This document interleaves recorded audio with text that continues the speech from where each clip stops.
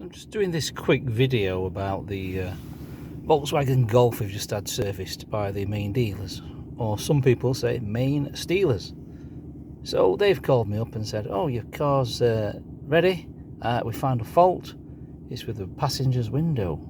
The passenger window's one touch, that one there, one touch down is not working. So when you press it, it should come down, but it's not.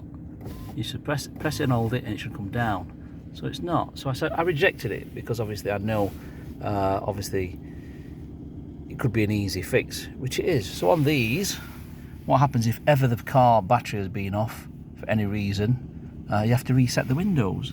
So you have to hold the button and pull up all the way to the top and hold it for 5 seconds. Count 1, 2, 3, 4, 5. And you let go.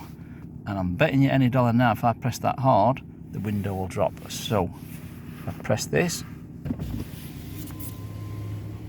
there we go, it's gone all the way down.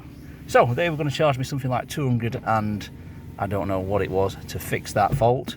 The sad thing is that they've obviously stamped the service book now, and they've put here, just focusing on there, recommended repairs, that line there, recommended repairs.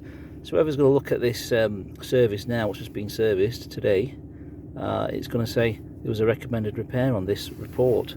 So obviously I've got to tell them, you know, what it is. It's the electric window, what wanted resetting, and they tried to obviously have my underpants down. So if you ever have this situation, just remember you need to reset the electric windows. The same goes for like Mercedes-Benz, it's vice versa. You hold the button down, hold it for 5 to 10 seconds, it resets. Some of the Renaults are the same. So quite a few manufacturers have the same problem. It's a reset if the battery comes off the car. Thank you for watching.